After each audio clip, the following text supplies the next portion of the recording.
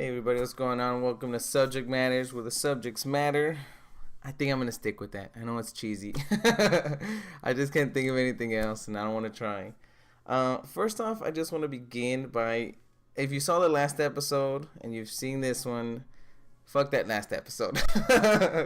I didn't like it, but I posted it because I figure the best way to learn to do anything is to just do it, and eventually you'll get into the groove of things. Um, so what I wanted this segment to be of the channel is where I voice my opinion, and I kind of, I guess, was trying to replicate other people in that episode where I was trying to talk too serious about something, and literally, I mean, I just want to voice my opinion on things, and whether that's something current or not. Oh yeah, I mean, that my opinion is still something I agree with, where I do believe that Mafia's coverage was it's just awkward to hear a lot of people saying that it's a neat gimmick when it's a real life racial issue that exists today still. It's not just a gimmick in a game, which I know isn't what they meant, but it's just taken at face value. Everyone you see is a white male in their late 30s, and it's like, all right, y'all guys don't understand that it's not just a gimmick. It feels neat or weird in game as a mechanic, but it's not neat or weird in real life. And I think that's kind of what I was getting at, but I went all historical, and I'm just not very good at being factual. Again, it's kind of like when I first started, the first episode talks about objective versus subjective. I have a lot of opinions, and like all opinions, they're highly subjective. But I think in that episode, I was trying to present my opinion through an objective lens, which again can't happen. It's just false. So anyway, I think going forward, for the time being, I'm going to just pick topics and discuss them. Maybe one or two an episode, and they're gonna be at random, or I might just think about them ahead of time. I'm not too sure. Like, I've really been racking my brain ever since that last episode, thinking about what I could do better or different. And yeah, I think one or two, because again, opinions aren't long. But I think I'll choose one or two topics depending on how long I take, because again, I don't want to. I don't want to just talk and talk forever. I know I can, but I'd rather not. And so I think for today's episode, I'm really off the top of my head right now. Let's talk about spoilers. Why not? So spoilers are something that, and I'm gonna make it one topic because I don't know how long I'll go. I have other topics, but spoilers are something that I find interesting because basically, I mean, we all know what spoilers are. It's when you are spoiled the story or a major plot point in a TV show, book, video game, or other art form, whether it's theater or even music, depending on how you digest your music, you know.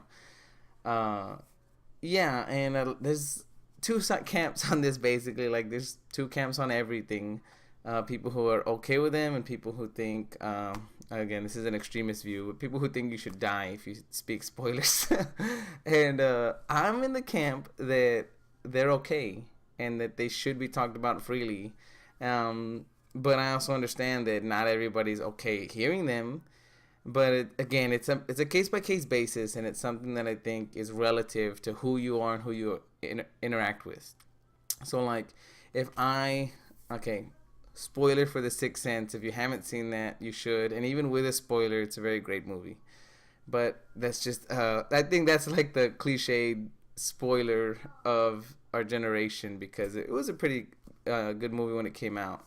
But basically, in The Sixth Sense, Bruce Willis plays I think a child psychiatrist or something like that, and he helps a little boy work through his fear or ability to speak through to the dead. And it isn't until the end of the movie that you find out Bruce Willis has also been dead the entire time. So he's the little boy who sees ghosts, has been talking to a ghost, and with the help of a ghost, he overcomes his ability and learns to accept it instead of fear it. Taking that at face value, like if I think in like a public setting, if I was like eating dinner with my wife and I heard somebody mention the spoiler, I'd be like, whoa, like that's, it depends again if I'm interested in, it depends on if you're interested in the show or movie and if you're not. If you're not, yeah, I'm pretty sure you don't care about spoilers. But if you are, I'm pretty sure, especially if you're invested, like TV shows run for long periods of time.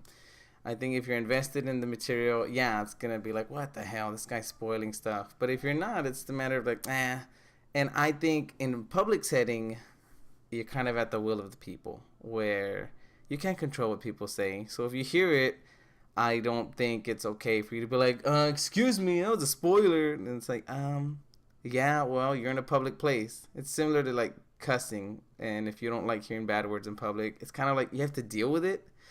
But again, to extrapolate that or put it inside a context of that's public. If you're not in a public setting and you're with a group of friends or family and they spoil it, then I think you do have justification to call them out as like shitty people. Basically people who are like, hey, come on. Because in that context, they know you, you know them, they know you're a fan of the show, and you know they've been watching the show. Y'all know that y'all are appreciating the show or music or movie together, or even just asynchronously, just along the same path.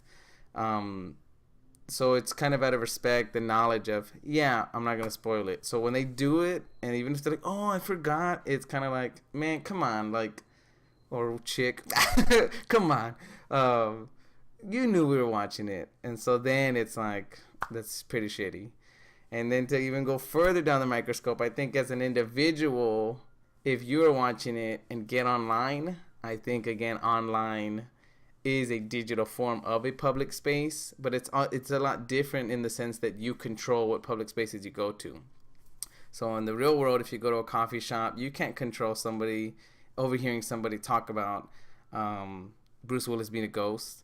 But if you go online and you're typing and you see Sixth Sense, you won't believe what happens next, and you click on it, or you click on a story that says what's next for M. Night Shyamalan, and you click on that story, you kind of have to go knowing that they're going to be talking about his previous work, which involves The Sixth Sense, and it might involve a spoiler.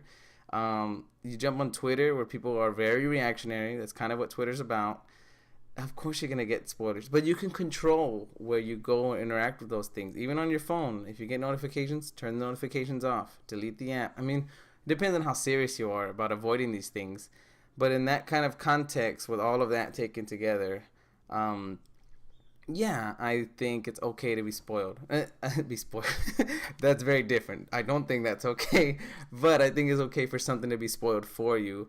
But to me, in a greater scheme, I think all spoilers are okay, even if I personally am invested in something, because I think that they allow you to critique and evaluate and appreciate the art that you're watching in another level. So if somebody was like, dude, I want to talk to you about The Sixth Sense, and I want to tell you about the cinematography or the plots or fan fiction, whatever, let me tell you what I think. And I'm like, no, no, no.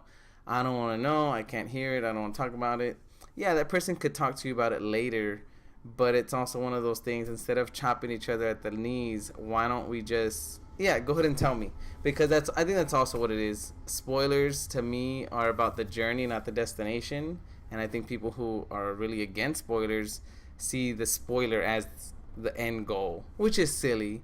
Again, this is my opinion. It's silly because let's say in The Walking Dead, which is just all about spoilers, as well as Game of Thrones, when a major character gets killed and it's revealed, oh my god, that person was killed, and you're like, oh my god, they spoiled it. Yeah, but I'm pretty sure that's not gonna stop you from watching season 4, 5, 6, 7, 8, 9, 10, 11, 12. Like, the show will continue because it's profitable for the people making it and watching it, and advertisers and actors. There's that spoiler, by the time you get to season 40 or whatever, is going to be so insignificant. But in the moment, it's big. But in the grand scheme of things, it's just another bullet point in the art at large of how we see it and evaluate it. And yeah, I don't know if you can hear the sound difference. I know I got to mess with it in post. You might hear some hissing, but I have a new microphone. And because now the microphone, I'm recording it separately from the video, I now have a way to check my time to make sure I don't go over. And so right now I think this video has gone on long enough, so I'll cut myself here.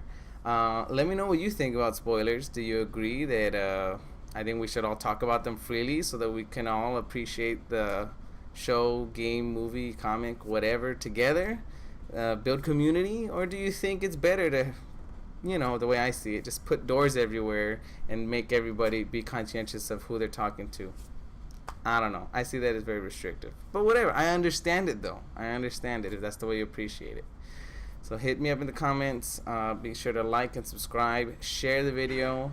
And hopefully y'all like this new format of subject matters. Again, leave me feedback in the comments. And I hope this goes well. I think it went okay. And I will talk to you guys next week. Thank you. Bye.